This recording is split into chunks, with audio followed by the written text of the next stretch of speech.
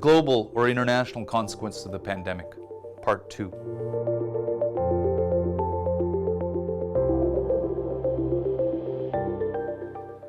Irvin Studin, Global Brief Magazine, and the Institute for 21st Century Questions. Good to be with you again. Watch for, at the end of November, a 2-day major international global conference headed by 21CQ and Global Brief, very much on this, on the consequences of the pandemic to date and into the future. This will be for all the continents, all the major questions, many dimensions, and very much in the tradition of Global Brief and 21CQ. We'll have some of the leading practitioners and thinkers in the world on all the topics in various languages after the presidential election in the United States, if that happens. Now, to very serious matters. The second half of a lecture that I started a few months ago on the consequences of the pandemic. At the time, I commended to you, Global Brief readers around the world, 5 very serious consequences of the pandemic to date. And today I want to just talk about the other 5, 10 all told, very neat number. First consequence back in the day was the destitching effectively of the global order, a deglobalization in travel, in economics, in national mentalities, in systems and regulations. This is accelerating and consolidating in many cases, and it has a consolidating ideology ex post facto that makes it more sustainable than temporary for now. Secondly, the paradoxical start of the Asian century. The genesis of the pandemic is obviously Chinese and Wuhan, but after the pandemic hits its stride, the Asian century paradoxically begins with China, the most important country in the world. Whatever one makes of this in moral terms or in empirical terms, it is what's happening. Third point, the consolidation of the big 3 in the world as veto holders on the new look of the international order post-pandemic, however that manifests itself and whatever its future architecture. Russia, the United States, and China, veto holders. That means they can block the ambitions of other countries who have something to contribute to this international order of the 21st century. Fourth, the crumbling of 20th century ideologies, economic, political, moral in many cases, political, economic, and so on. Public administration, we're going to have to invent 21st century ideologies, very much like the First World War broke some of the ideologies that predated it and gave rise or gave consolidation to many things that were only embryonic at the time. And fifth, of course, we have the gross inadequacy, the ineffectiveness of current global institutions for reckoning with not just the pandemic, but all the consequences caused or provoked by the pandemic. And I mentioned that in Canada there are at least 6 major systemic consequences provoked by the pandemic as such, but in other countries you might have 10, you might have 2, and if you weave these across borders, our current international institutions are just not up to the task, not à la hauteur, as we say in French. And so be it. Every century, every new generation must invent its international institutions to regulate international peace and prosperity, and the task falls on our generation now. Requires courageous leadership, especially from major countries, and it requires a strategic imagination. So in that spirit, in that vein, at 21CQ, we've already begun to float major proposals for the world. We've been doing it for the last near decade.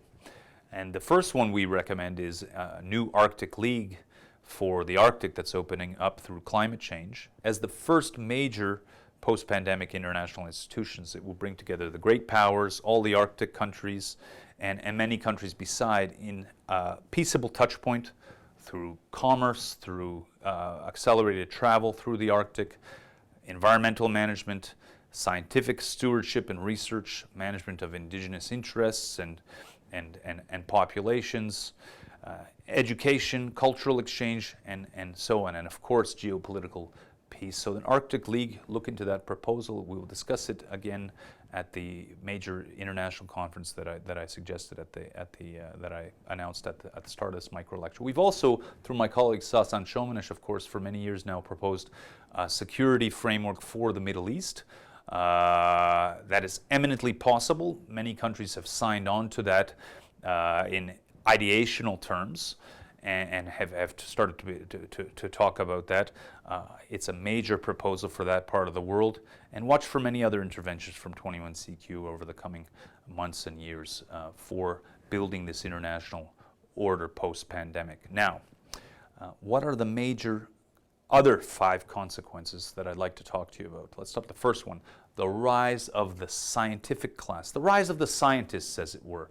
What's with all these scientists around the world that now all of a sudden have a floor, a podium, to the exclusion of all the other policy and people that would have otherwise had primacy pre-pandemic?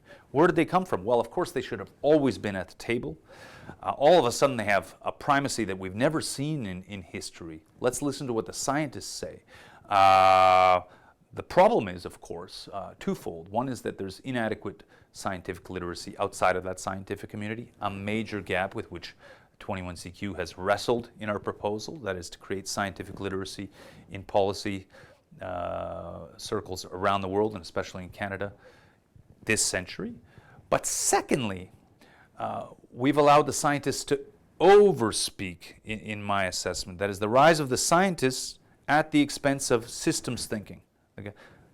We didn't have scientific thinking in our previous policy approaches. The pandemic has brought scientific thinking to the exclusion of much other thinking, and definitely to the exclusion of systems thinking. That is, we've forgotten about economic systems, educational systems, international systems, environmental systems. Everything has reduced to a COVID imagination, and that is, of course, an impoverishment of the human condition and inadequate for dealing even with pandemics.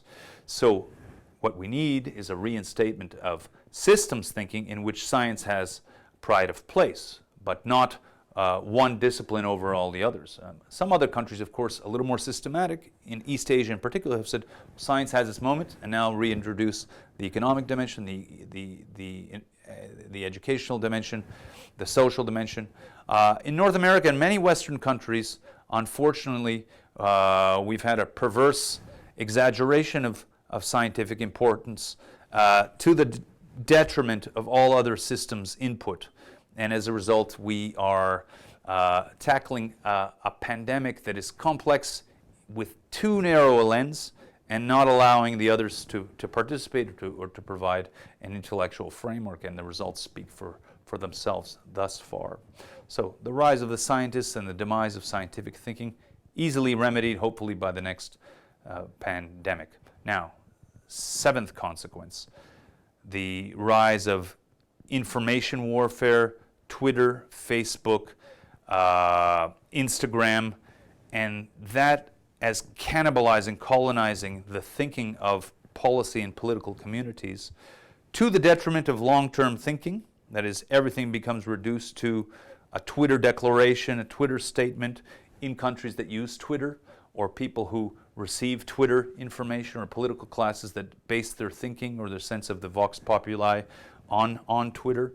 Everything a reduction to Twitter vocabulary, Twitter characters, Twitter logic, and of course that militates against meaningful action on a host of human factors, human issues, not just the pandemic, but anything that requires thinking beyond 2 or 3 hours.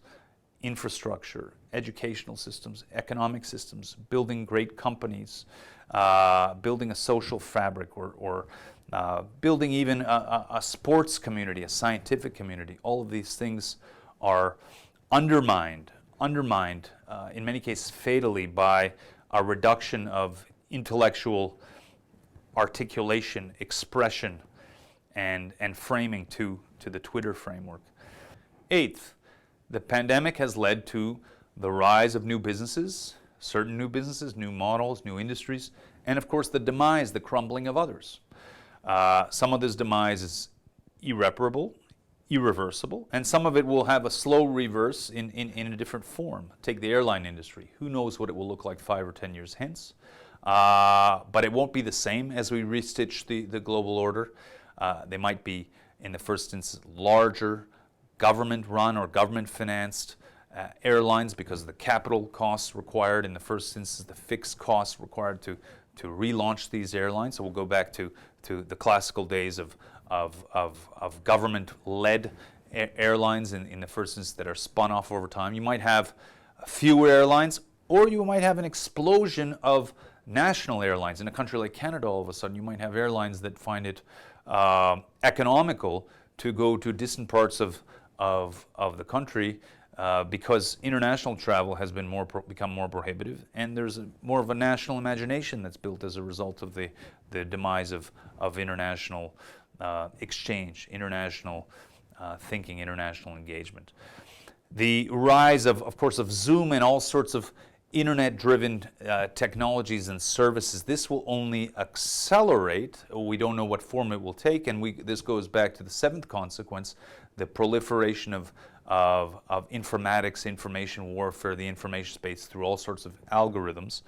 That will take on a new acceleration and everything in between. I can't pretend to have an exhaustive or even embryonic list of new businesses, but there will be new business models commended by the post-pandemic order, and other ones will become uneconomical over time, particularly ones that were human intensive and required international human communication in the first instance. Two more. Consequence number 9 is a very dangerous, painful one. It's unarticulated, but it's been on my mind for a little while now, and that is that the pandemic has been so tragically efficient in destabilizing much of the world that grossly imaginative communities of professionals around the world, particularly intelligence, strategic professionals, may divine similar models. Now, this was a natural pandemic, but they may divine similar models of destabilization of otherwise stable communities and countries in the very near future, portending a very dystopian future in which we're constantly on a hamster wheel of pandemics or imagined pandemics or feigned pandemics or real pandemics to which other societies have inured themselves as a weapon of destabilization. Now, this can come from any quarter. It could come from our quarter in the West, it could come from Asia, from the Middle East, from the former Soviet space, but it becomes all of a sudden part of the strategic imagination, and it's something to be reckoned with by countries that seek stability. That means we need to be more intelligent than the current knows before us. The pandemic has destabilized today. It provides a recipe for future destabilization, deliberate now, in the future. So countries will need to gird on that, and if the effects of the pandemic are very much equivalent to a small destabilizing war, then watch out. This becomes part of the weaponry, and if we add the information space as a confusing space for much of the population and the decision-making class, besides, that creates a recipe for potentially the analog of what Trotsky called permanent revolution. Here it will be permanent destabilization. So watch out for that. And finally, what's to be done? Consequence 10. What are the recipes for dealing with it? Well, in the very earliest instance, the major leaders of the world need to be meeting in person, none of the Zoom stock, because the Zoom is eroding international diplomacy and engagement and trust. They need to meet in person regularly, very much like you had the conferences at the end of major wars, to map out what a post-COVID recovery looks like. And it has economic tentacles, it has environmental tentacles, it has infrastructural tentacles, diplomatic strategic tentacles, and institution building ones, very much of the ilk that we discussed with the Arctic League and the Middle East security framework. These need to happen very soon. Individually, societies need to pivot out with energy. If they grind to a halt or are destabilized into deep depression by this, they will remain so for a prolonged period of time. Right, so there needs to be a paradoxical, very much like the boxer who gets hit and punches back as a professional. Countries that are smart need to realize that they would invest in education. They invest in a very, very kinetic exit. And those will be the survivors and the winners of this post-pandemic orders, and the others will live on their terms. Talk to you soon.